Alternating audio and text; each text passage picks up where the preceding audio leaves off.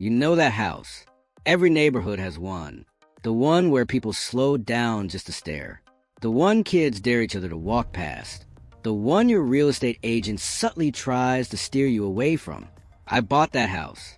And before you think this is just another satisfying renovation montage, let me be upfront with you. This was not a smooth process. There were moments I genuinely questioned my sanity, my finances, and my marriage. But here we are, and what you are about to see is going to completely change how you think about ugly houses.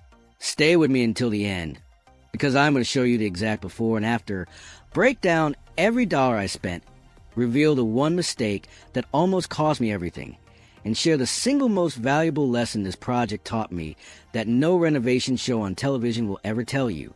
If you are into real estate, home transformation, or you just love watching something go from disaster to dream, hit subscribe right now and turn on notifications. I post every week, and this series is just getting started. Now, let us get into it. What I was working with. Let me paint you a picture of what this house actually looked like when I first pulled up to it. It is a single-story ranch-style home built in 1967 in a quiet suburban neighborhood where most homes sell between $300,000 and $400,000. Every other house on the street has fresh paint, maintained lawns, and at least one neighbor who takes their HOA seriously. And then there was mine. The exterior paint was a shade of green that I can only describe as seasick. It was peeling off in sheets, not flakes, actual sheets. The gutters were either hanging at a 45-degree angle or missing entirely. The front yard was more dirt than grass, with a concrete path cracked right down the middle like something had tried to escape from underneath it. There was a chain-link fence around the entire property that was rusted and bent in multiple places. One of the front windows had been boarded up with plywood that had since started to rot, and the porch had a visible sag in the middle. From the street, this house looked abandoned. It was not. Someone had been living in it until about 8 months before I bought it. That somehow made it feel worse. Inside was a different story, but not a better one. The carpet throughout the main living areas was a dark burgundy color, which sounds like it could be charming, but in this case was stained, matted, and in one corner of the living room it had been burned. The kitchen had cabinets from the original build, and while I have nothing against vintage, these were falling off the hinges. The countertops were a laminate so worn through that the particle board beneath was exposed in several spots. There was one bathroom that had clearly been updated at some point in the 90s and never touched again. Drop ceiling tiles in the hallway. Popcorn ceilings everywhere else. Aluminum single-pane windows throughout. And the smell. I would just say it had a smell. But here's what I also saw. Good bones. A solid roof that was only 6 years old, according to inspection records. A neighborhood with strong and growing demand. A price that reflected none of that potential. Why I bought it. The honest financial decision. A lot of people ask me why. My answer is simple. I bought it because everyone else was afraid to. The house was listed at $162,000 in a neighborhood where comparable renovated homes were selling for $350,000 to $380,000.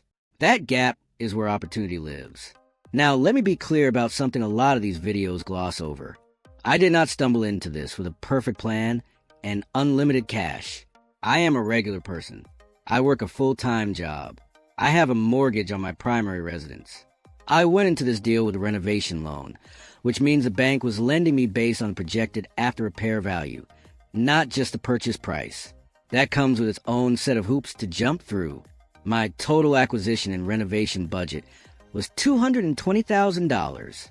My target after-repair value based on recent comparable sales in the area was $360,000. That left a projected equity gain of around $140,000 if everything went according to plan. Spoiler, not everything went according to plan, but we will get to that. The decision to buy came down to 3 things. The location was strong and stable. The structure was fundamentally sound. And the problems were cosmetic enough that I could address them with budget and labor rather than engineering and permits. For the most part, I ran the numbers 14 times. I had 2 independent contractors walk through and give me estimates. I talked to a local real estate agent about realistic sale prices. And then I made the call. The renovation plan, what we decided to tackle. Before a single nail was pulled, I sat down and made a list of every problem in priority order. This is something I cannot stress enough. If you go into a renovation without a priority list, you will run out of money before you run out of problems. Here is how I broke it down. Phase 1 was non-negotiables. These are things that either affect the livability of the home, the safety of workers, or the structural integrity of the building. For this house, that meant addressing the electrical panel, which was an older fuse box that needed a full upgrade. Fixing a small section of the foundation, where water had been getting into a crack on the north side, and dealing with the plumbing in the master bath where pipes had corroded to the point of near failure. Phase 2 was high-impact cosmetics. These are the things that have an outsized effect on perceived value and buyer appeal. Exterior paint and curb appeal. Kitchen renovation. Bathroom updates. Flooring throughout. New windows. Phase 3 was finishing details. Landscaping. Light fixtures. Hardware. Interior paint. Trim work. The stuff that makes a space feel finished and intentional rather than just repaired. I gave myself a hard contingency budget of $15,000. I had heard from experienced investors to always set aside 10 to 15% of your renovation budget for surprises. I thought that was probably excessive. It was not excessive. It was exactly right. Week 1 and 2, demolition and discovery. Demo week is both the most satisfying and most terrifying part of any renovation. Satisfying because you are finally doing something. Terrifying because once you start pulling things apart, you find out what the house has been hiding. We pulled up all the carpet first. Underneath, original hardwood floors. Not in perfect shape, but absolutely salvageable. That was the first good surprise, and it saved us roughly $8,000 we had budgeted for new flooring in the main areas. Then we took down the drop ceiling in the hallway. Normal joists, no issues, easy removal.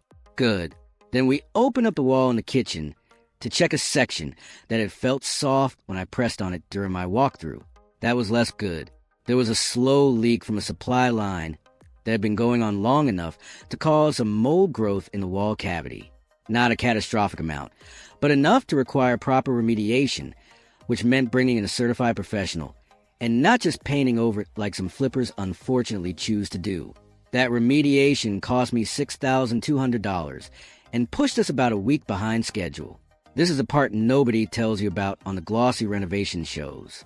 There's always a week where something you did not expect shows up, and you have to make a fast decision with real money. In that moment, I had two choices. Cut corners and move on, or do it right and absorb the cost. I did it right, and I would do it right again. The exterior transformation. First impressions are everything. While the interior crew was working through demo and early phase repairs, I focused my personal energy on the exterior because I knew that was the thing driving down perceived value the hardest. The chain link fence came down first. That alone changed the entire feel of the property. It went from looking like an impound lot to looking like a house someone might actually want to live in. We pressure washed every surface before any paint went on. The amount of grime that came off was genuinely disturbing. Once it dried, the crew went to work on scraping and priming, and then we painted the exterior in a warm white with black trim accents. Classic, clean, timeless. Not trying to be trendy, just trying to stop being an eyesore. The gutters were all replaced. The porch got new decking boards, and the sag was fixed by sistering the joists underneath. We added 2 new light fixtures on either side of the front door, replaced the front door itself with a solid wood door painted a deep charcoal, and I planted a row of boxwoods along the front house. The cracked concrete path was broken up, removed, and replaced with simple paved walkway in a light gray that matched the new shutters. The difference after just the exterior work was almost violent in how dramatic it was. My neighbor from 2 doors down actually stopped her car in the street the day we finished and just stared for a minute. She had lived there for 11 years and told me she had never seen the house look like that. I chose to take that as a compliment. The kitchen, where budgets go to die and rise again. The kitchen is always the big conversation in any renovation. It is the space buyers obsess over.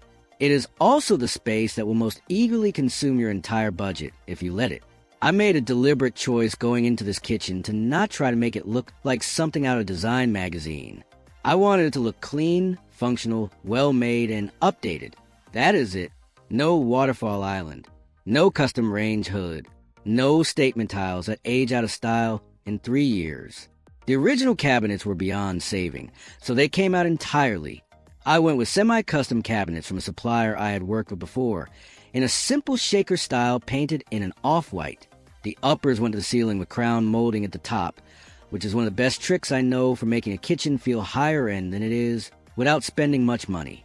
Countertops are a quartz and a soft gray that reads almost white in natural light. Durable, easy to maintain, looks expensive without being expensive. I kept the layout exactly the same. This is something I would strongly advise every renovation newbie to consider hard before moving. Moving a kitchen layout means moving plumbing and electrical, and those costs add up fast. Unless the existing layout is genuinely dysfunctional, leave it. New stainless appliances from a mid-range brand. Subway tile backsplash in white, because it works and it will keep working for the next 20 years. New fixtures in brushed nickel. Under cabinet lighting that I wired in before the cabinets went up.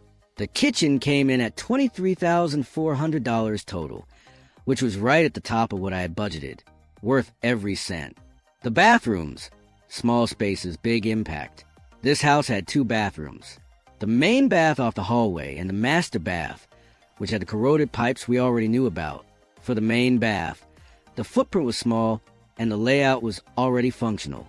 New vanity with an integrated sink, new toilet, new tub surround and a clean white tile, new mirror with built-in lighting, and new flooring in a large format gray tile that makes the small space feel bigger.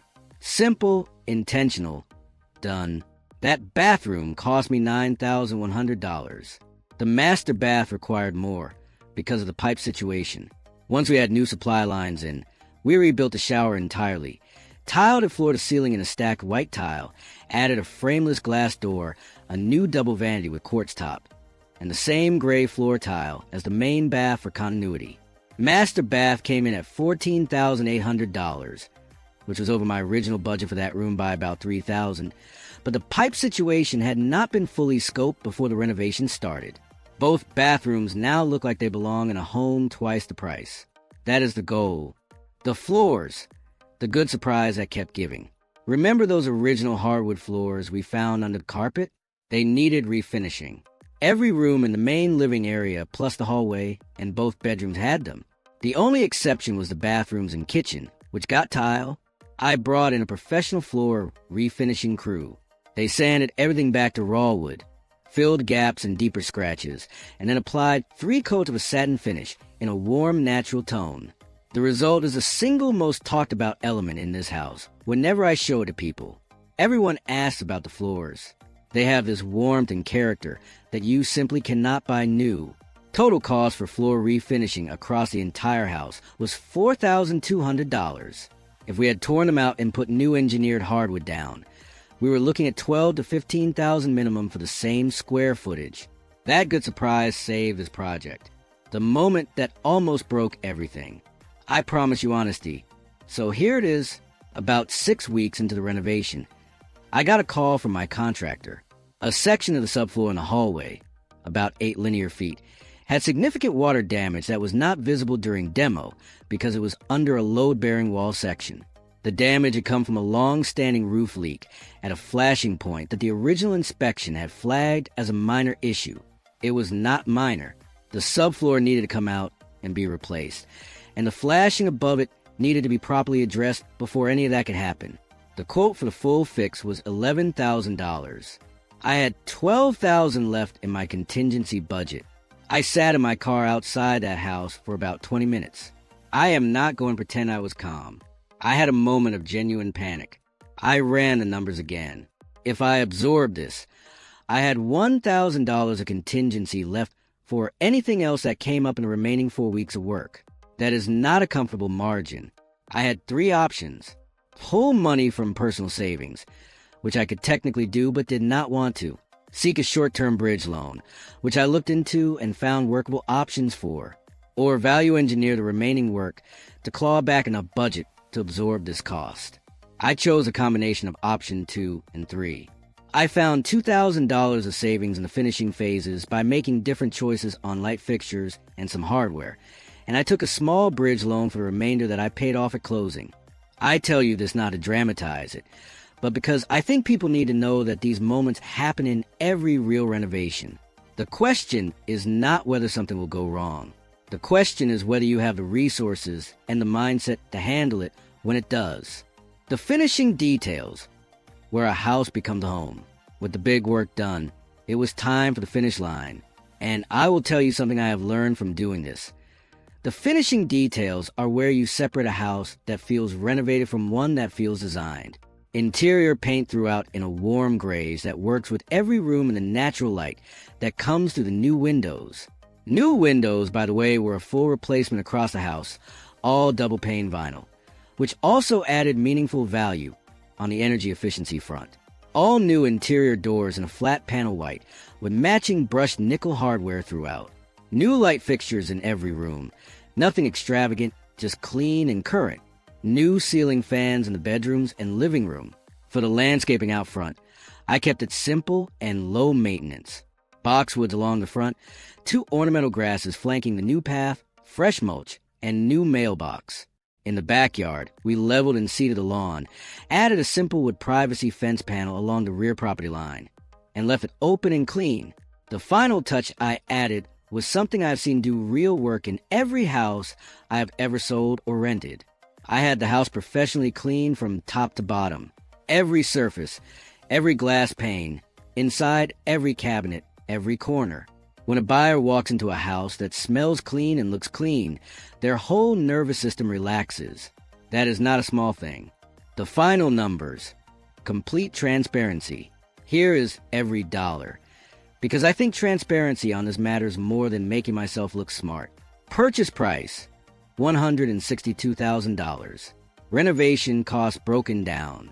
Electrical panel upgrade, $6,400. Foundation crack repair and waterproofing, $4,800. Plumbing repair master bath, $3,200. Mold remediation, $6,200. Exterior paint and prep, $8,100. Fence removal and new rear fence, $3,600. Porch repair and new decking, $4,200. Front door and entry updates, $2,900. Landscaping front and rear, $5,400. Windows full replacement, $12,800. Kitchen renovation, $23,400. Main bath renovation, $9,100. Master bath renovation, $14,800. Hardwood floor refinishing, $4,200. Tile work kitchen and baths, included in room totals above. Subfloor repair, $11,000. Interior paint, $5,600. Interior doors and hardware, $3,800.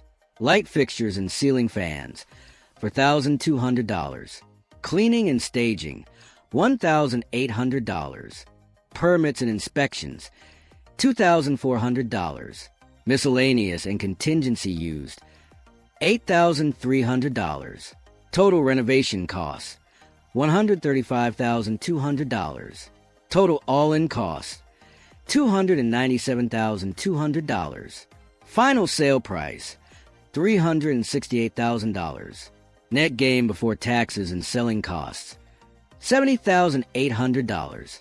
After agent commissions and closing costs of roughly $20,000, the real net was approximately $48,800.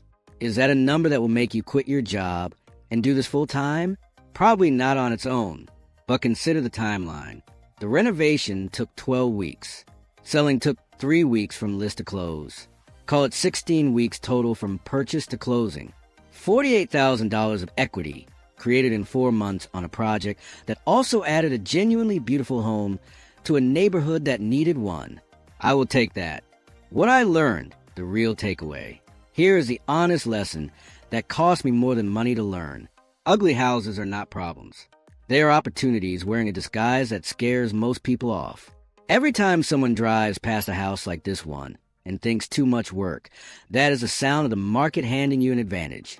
But, and this is important, the advantage only exists if you go in prepared.